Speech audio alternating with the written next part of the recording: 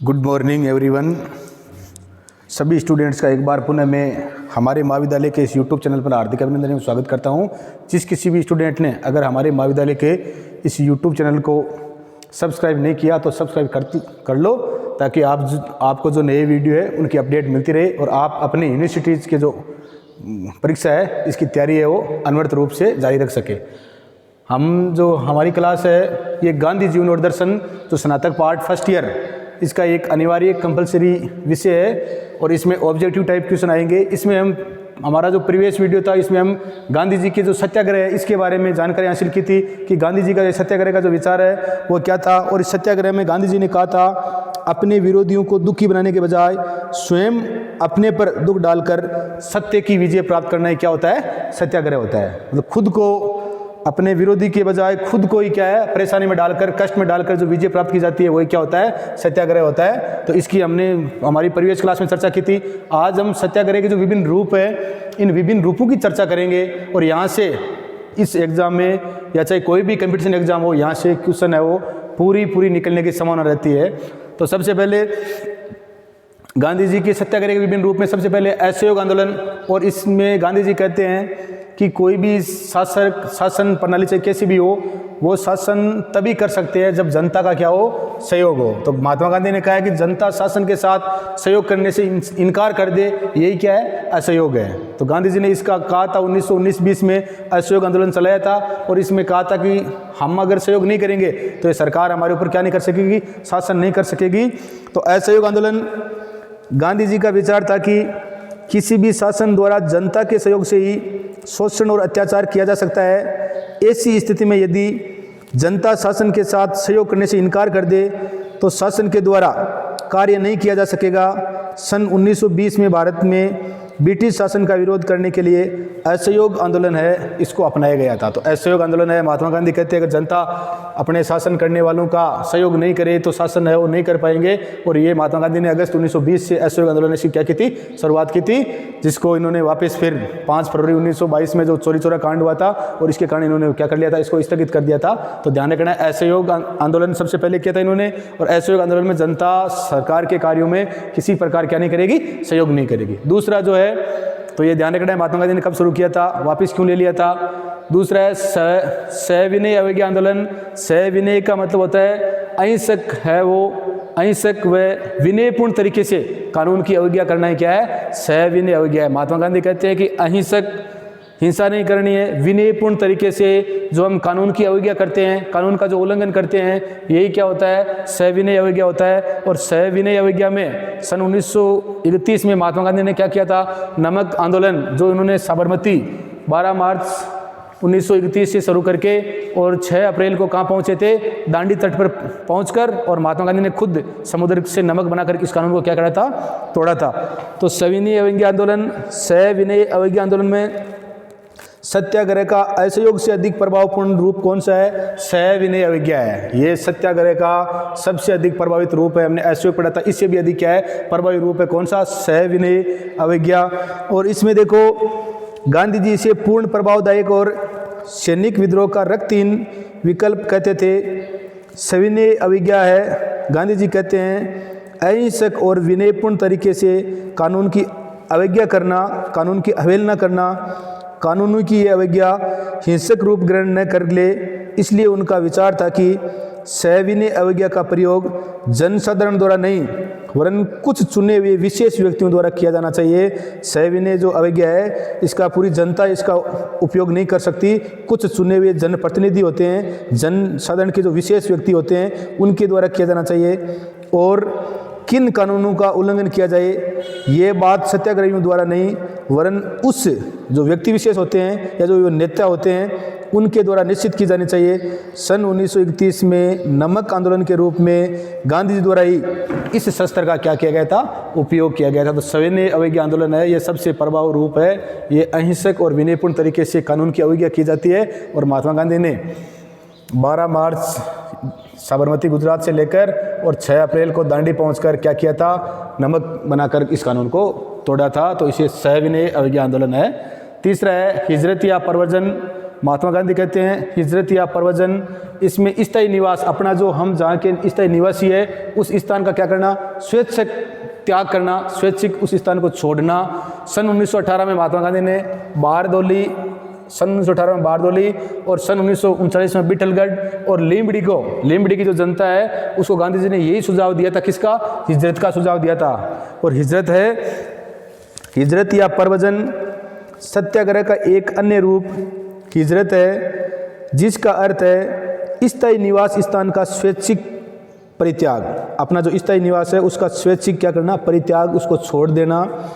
ऐसे व्यक्ति जो अपने आप को, जो व्यक्ति ये सोचते हैं कि मैं पीड़ित हूँ, मेरा यहाँ पे शोषण हो रहा है, आत्म सम्मान रखते हुए उस स्थान में नहीं रह सकते हो और अपने आत्म सम्मान को बचाने के लिए आत्म सम्मान से वहाँ नहीं रह सकते हो, वो अपनी रक्षा के लिए हिंसक शक्ति नहीं रखते और वो हिंसा भी नहीं कर सकते, अपने आत्म सम्मान इसको बचा नहीं सकते और हिंसा की शक्ति उनके पास होती नहीं है, उनके द्वारा हिजरत का प्रयोग किया जा सकता है। सन 1918 में महात्मा गांधी ने बारडोली तथा सन 1939 में बिठलगढ़ और लीमड़ी की जनता को गांधी जी ने हिजरत का सुझाव दिया। तो हिजरत या प्रव्रजन, अपना जो स्थायी निवास है उसका क्या करना, स्वैच्छिक त्याग करना।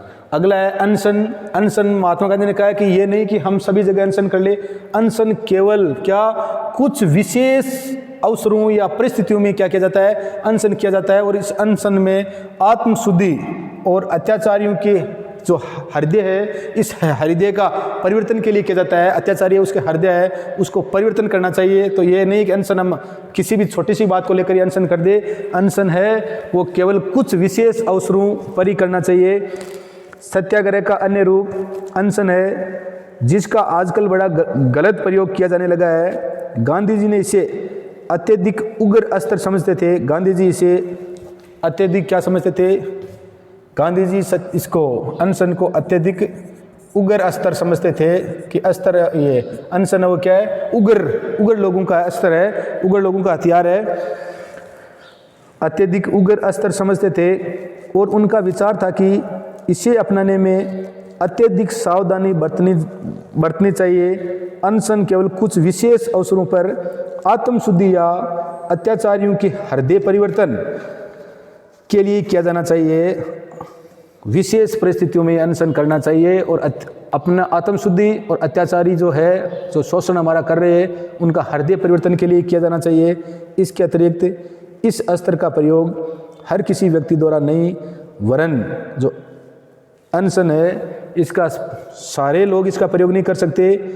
इसका वही व्यक्ति प्रयोग कर सकता है जो आध्यात्मिक बल संपन्न, जो आध्यात्मिक रूप से मजबूत है, आध्यात्मिक बल से संपन्न है, उनके द्वारा किया जाता है। क्योंकि इसके सफल प्रयोग के लिए मानसिक शुद्धता, अनुशासन और नैतिक मूल्यों में आस्था की अत्यधिक क्या होती है, आवश्यकता होती है। तो अनशन, गांधी जी का जो अनशन है वो केवल कुछ विशेष परिस्थितियों में किया जाता है और ये इसमें अपनी खुद की आत्मशुद्धि होती है। और अत्याचारी का क्या करते हैं, हृदय परिवर्तन करते हैं। और अनशन है वो हर व्यक्ति नहीं कर सकते। अनशन में करने वाले व्यक्ति वो आध्यात्मिक दृष्टि से क्या होता है, मजबूत होता है, वो व्यक्ति क्या कर सकते हैं, अनशन कर सकते हैं। अगला महात्मा गांधी का हड़ताल है। हड़ताल महात्मा गांधी बोल रहे हैं कि आत्मशुद्धि के लिए किया जाने वाला एक क्या है, स्वैच्छिक प्रयत्न है। महात्मा गांधी बोल रहे हैं हड़ताल आत्मशुद्धि के लिए किया जाने वाला एक स्वैच्छिक प्रयत्न है, जिसका लक्ष्य स्वयं को क्या करना है, कष्ट सहन करते हुए, अपने को कष्ट सहन करना करते हुए विरोधी का क्या करना है, हृदय परिवर्तन करना है। तो इसमें हड़ताल सत्याग्रह का एक अगला रूप है या अन्य रूप हड़ताल है। किंतु हड़ताल के संबंध में गांधी जी का विचार जो समाजवादी और साम्यवादी है, समाजवादी और साम्यवादी जो विचारधारा है, उन विचारधाराओं से क्या है, भिन्न है। महात्मा गांधी की जो हड़ताल है वो साम्यवादी और समाजवादी जो विचारधारा है उनसे भिन्न है। गांधी जी वर्ग संघर्ष की धारणा में विश्वास नहीं करते थे। साम्यवादी जो विचारधारा है वो तो वर्ग संघर्ष की बात करता है, परंतु महात्मा गांधी है वो वर्ग संघर्ष में क्या नहीं करते थे, विश्वास नहीं करते थे। महात्मा गांधी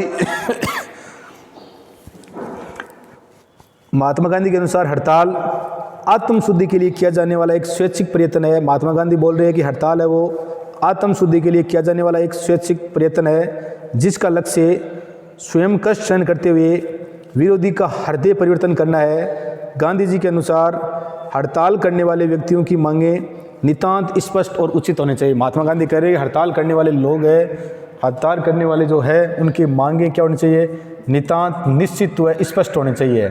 ये नहीं कि वो हर किसी मांग कर ले, मांग उनकी क्या होनी चाहिए, जायज़ होनी चाहिए, मांग ऐसी होनी चाहिए जो मांग उनकी क्या की जा सके, मांगी जा सके। तो इस प्रकार की मांगें होनी चाहिए। तो इसमें आज हमने गांधी जी की जो सत्याग्रह के विभिन्न रूप है इनकी चर्चा की, और यहाँ से विभिन्न प्रकार के जो कंपटीशन एग्जाम है वहाँ से बार बार क्वेश्चन आया है। तो सबसे पहला असहयोग आंदोलन है, जनता है अपने शासन है इसका क्या नहीं करेगी, सहयोग नहीं करेगी। और इसमें महात्मा गांधी अगस्त 1920 में किया था और इसको वापस लेना पड़ गया था। एक चोरी जो मतलब इस आंदोलन ने क्या कर लिया था, हिंसा का रूप ले लिया था। इसके कारण महात्मा गांधी ने क्या कर लिया था, उसको वापस ले लिया था चोरी कांड होने के बाद में। दूसरा इसका सविनय अवज्ञा आंदोलन है, ठीक है। विनय पूर्वक क्या करनी है, विनयपूर्ण तरीके से कानून की अवज्ञा करनी है, कानून को उल्लंघन करना है, कानून को नहीं मानना है। और ये तब किया गया था महात्मा गांधी के द्वारा जब 1931 में नमक आंदोलन, महात्मा गांधी खुद ने दांडी गुजरात के समुद्र तट पे जाकर 6 अप्रैल को नमक बना करके इस कानून को क्या किया था, तोड़ा था। तो सविनय अवज्ञा आंदोलन है, सविनय अवज्ञा आंदोलन ये है। 1931 में महात्मा गांधी ने साबरमती आश्रम से शुरू की थी अपनी यात्रा, और 6 अप्रैल को वहाँ पे पहुँचकर नमक बनाकर है वो सरकार के इस कानून का क्या किया था, उल्लंघन किया था।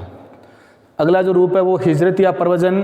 इसमें अपन जहाँ के निवासी है और अगर अपने साथ में शोषण हो रहा है तो महात्मा गांधी ने कहा कि उस समय हमारे को अपनी स्वेच्छा से जो हमारा निवास स्थान है, स्थायी जो हमारा निवास है, उसको क्या कर देना चाहिए, त्याग कर देना चाहिए। और इसकी बात महात्मा गांधी ने क्वेश्चन पूछ ले कि हिजरत या प्रव्रजन की महात्मा गांधी ने सबसे पहले बात किन को बोली थी, तो किन को बोली थी, बारदोली को, बारदोली की जनता को बोली थी। और उसके बाद में 1939 में बिठलगढ़ और लीमड़ी की जनता को भी, लोगों को भी ये बोला था कि आप यहाँ से हिजरत या प्रव्रजन कर लो। गांधी जी ने सुझाव दिया था। तो इनका ध्यान रखना है कि सबसे पहले किसको दी, कहाँ की जनता को दिया था, तो 1918 में बारडोली को, और 1939 में बिठलगढ़ और लीमड़ी की जनता को कहा था कि आप हिजरत या प्रव्रजन करो।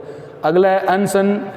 अनशन ये नहीं कि हम छोटी सी बात को लेकर अनशन कर ले, अनशन केवल कुछ विशेष अवसर या विशेष परिस्थिति में होता है। और ये अनशन ऐसा है जिससे हमारी क्या होती है, आत्मशुद्धि होती है, और इसमें करने वाले की आत्मशुद्धि होती है। और अपने जो अत्याचारी है उनके हृदय का क्या करते हैं, परिवर्तन करने के लिए करते हैं कि अनशन करने से उनका हृदय वो क्या हो जाएगा, परिवर्तन हो जाएगा, इसलिए अनशन करते हैं। और अगला जो रूप है वो हड़ताल है। और हड़ताल है वो महात्मा गांधी ने कहा कि आत्मशुद्धि के लिए किया जाने वाला एक स्वैच्छिक प्रयत्न है जिसका लक्ष्य स्वयं है वो कष्ट सहन करते हुए विरोधी का क्या करना है, हृदय परिवर्तन करना है। और समाजवादी और जो साम्यवादी विचारधारा है उससे ये अलग है। इसका नितांत स्पष्ट है कि जो हड़ताल है वो करने का कारण क्या है। तो हमने आज महात्मा गांधी के जो सत्याग्रह के विभिन्न रूप है इसके बारे में जानकारी हासिल की, और अगले वीडियो में हम आगे है वो अध्ययन करेंगे। वीडियो को लाइक, शेयर और सब्सक्राइब कर देना। जय हिंद, जय भारत।